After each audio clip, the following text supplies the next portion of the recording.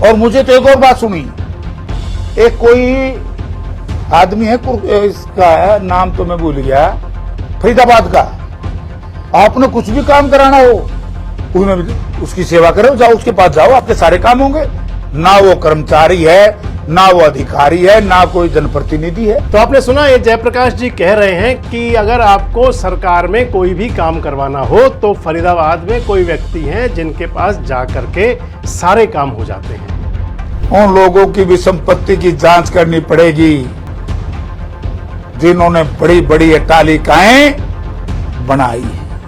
और आम आदमी पार्टी के जो ये प्रवक्ता हैं नरेश शर्मा साहब ने इसके अंदर कह दिया कि वो मुख्यमंत्री के राजनीतिक सचिव रहे हैं। आज जो जेपी सांसद है हिसार से, उनकी एक वीडियो बहुत वायरल हो रही है जिसके अंदर उन्होंने कहा कि फरीदाबाद का एक नेता है जो कभी किसी भी सरकारी पद पर नहीं रहा, किसी भी सरकारी महकमे में नहीं रहा, सिर्फ कुछ समय पहले सीएम के एडवाइजर के रूप में रहा, लेकिन उसने बताई कि उसके पास अकूत संपत्ति कहां से आई।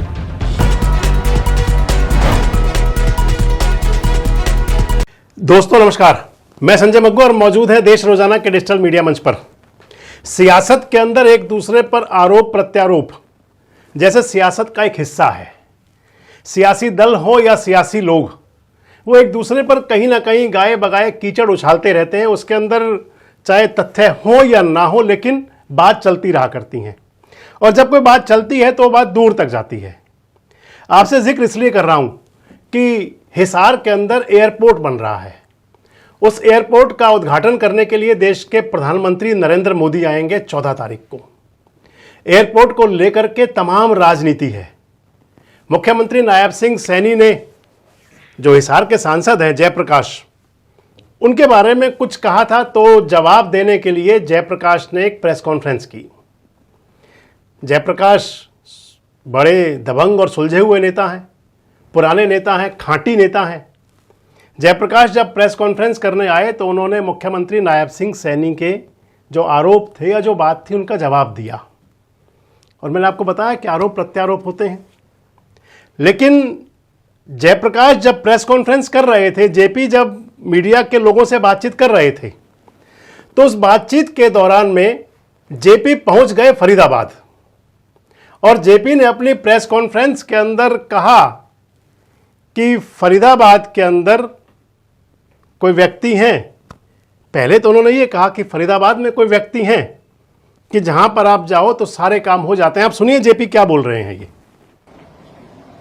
और मुझे तो एक और बात सुनी, एक कोई आदमी है, इसका नाम तो मैं भूल गया, फरीदाबाद का, आपने कुछ भी काम कराना हो उसकी सेवा करो, जाओ उसके पास जाओ, आपके सारे काम होंगे। ना वो कर्मचारी है, ना वो अधिकारी है, ना कोई जनप्रतिनिधि है। तो आपने सुना, ये जयप्रकाश जी कह रहे हैं कि अगर आपको सरकार में कोई भी काम करवाना हो तो फरीदाबाद में कोई व्यक्ति हैं जिनके पास जा करके सारे काम हो जाते हैं। कह रहे हैं कि सीएलयू हो, कोई पर्ची हो, कोई खर्ची हो, कोई बात भी हो, सारी बात हो जाया करती हैं। आगे बढ़े तो फिर जेपी साहब ने कहा कि उनको शायद नाम याद आ गया बाद में। उन्होंने कहा कि फरीदाबाद के जो बता रहे हैं कोई गॉड है। आप ये भी सुनिए क्या बोल रहे थे इसके अंदर। हमारे नेताओं की संपत्ति की जांच हो 1 मिनट में, कोई बात नहीं, स्वागत है, करो। लेकिन उन लोगों की भी संपत्ति की जांच करनी पड़ेगी जिन्होंने बड़ी बड़ी अट्टालिकाएं बनाई है। तो हमने भी सुना होगा को गोड बतावा है, तमाशा बन रखा। सीएलयू बेचे जा रहे हैं, नौकरियां बेची जा रही हैं, बदलियां बेची जा रही हैं, और उसके बाद फिर ये कहें कि हमारा सुशासन से कुशासन हो गया। भाई, तो पहले तो अनजान और फिर आधा अधूरा नाम लेकर के जेपी ने तमाम प्रकार के आरोप लगा दिए। ये भी कह रहे हैं कि जो कांग्रेस के विपक्ष के नेता हैं उनकी संपत्तियों की जांच हो, उन्हें कोई ऐतराज नहीं है, लेकिन उनकी भी जांच करा लें जिन पर वो आरोप लगा रहे हैं, जिनके बारे में कह रहे थे। जेपी की ये जो प्रेस वार्ता थी, ये तमाम सोशल मीडिया प्लेटफॉर्म्स पर आज चर्चा में है। खासकर जो हरियाणा के हिसार और सिरसा वाले जो एरिया हैं उसके अंदर वो प्रेस कॉन्फ्रेंस थी। मेरे पास भी वो किसी ने भेजा जयप्रकाश जी की क्लिप, आपको हम दिखा रहे हैं, जो हमारे भी साथी वहां मौजूद थे। जयप्रकाश की ये प्रेस वार्ता अभी चर्चा में थी ही कि सामने आ गए आम आदमी पार्टी के नेता, आम आदमी पार्टी के प्रवक्ता, फरीदाबाद के ही रहने वाले हैं, प्रदेश के प्रवक्ता हैं नरेश शर्मा। आम आदमी पार्टी की बात को बड़ी मजबूती के साथ रखते हैं मीडिया प्लेटफॉर्म्स पर, और उन्होंने कहा कि एक कदम आगे और बढ़ गए, यानी कि जेपी ने तो फरीदाबाद का नेता और उसके अंदर गौड़ जोड़ा, और आम आदमी पार्टी के जो ये प्रवक्ता हैं नरेश शर्मा साहब ने इसके अंदर कह दिया कि वो मुख्यमंत्री के राजनीतिक सचिव रहे हैं। आप सुनिए नरेश शर्मा क्या कह रहे हैं। आज जो जेपी सांसद है हिसार से, उनकी एक वीडियो बहुत वायरल हो रही है जिसके अंदर उन्होंने कहा कि फरीदाबाद का एक नेता है जो कभी किसी भी सरकारी पद पर नहीं रहा, किसी भी सरकारी महकमे में नहीं रहा, सिर्फ कुछ समय पहले सीएम के एडवाइजर के रूप में रहा, लेकिन उसने बताया कि उसके पास अकूत संपत्ति कहां से आई और उस संपत्तियों की जांच बिल्कुल होनी चाहिए। और मैं जो भी जेपी जी ने कहा उसकी बात से सहमत हूं कि आम आदमी पार्टी के मुख्यमंत्रियों के एक सरकारी आवास की तो जांच हो गई और उसको एक मुद्दा बना लिया गया कि शीश महल, क्या एक मुख्यमंत्री के एडवाइजर के पास अकूत संपत्ति फरीदाबाद के अंदर, मुझे पता नहीं है कि कौन व्यक्ति है वो, लेकिन कहीं ना कहीं उस व्यक्ति की जांच जरूर होनी चाहिए, क्योंकि जिस व्यक्ति के बारे में बोला जा रहा है, अभी कुछ उन्होंने बोला कि सीएलयूज के नाम पे लूट, नौकरी के नाम पे लूट, कहीं ना कहीं वो व्यक्ति इन सभी कामों के अंदर संलिप्त है। और जो खट्टर साहब कहते थे कि खर्ची ना पर्ची, उन खर्ची ना पर्ची को लेके जो आपने बयान दिया था, वो अकूत संपत्ति की जांच क्या आप करवाएंगे? क्या सैनी जी उसकी जांच करवाएंगे कि वो अकूत संपत्ति कहां से बनाई गई? और जिनका नाम लिया जा रहा है, उन्होंने एक गौड़ व्यक्ति का नाम बोला कि गौड़ गौड़ करके कोई है, और अगर इसकी जांच नहीं होती है तो आम आदमी पार्टी इसके लिए बाकायदा प्रदर्शन करेगी, और अगर नाम उजागर करती है सरकार तो हम उनके घर के बाहर जाके प्रदर्शन करेंगे, शहर के अंदर प्रदर्शन होंगे, क्योंकि जो अरविंद केजरीवाल जी का हाउस था एक सरकारी आवास था, सरकारी आवास के अंदर जो भी था वो सुविधाएं वहीं रहीं, और दिल्ली के लोगों के लिए वो सुविधाएं हैं, और जो भी मुख्यमंत्री बनेगा वो सुविधाएं यूज कर सकता है। लेकिन एक व्यक्ति द्वारा अकूत संपत्ति कहां से बनाई गई, क्योंकि वो किसी भी सरकारी पद पे ओहदे पे नहीं रहा कि जिसके दम पे वो इतनी बड़ी संपत्ति या कोई बिजनेसमैन शहर का कहलाता हो, कहीं भी ऐसा कुछ नहीं है।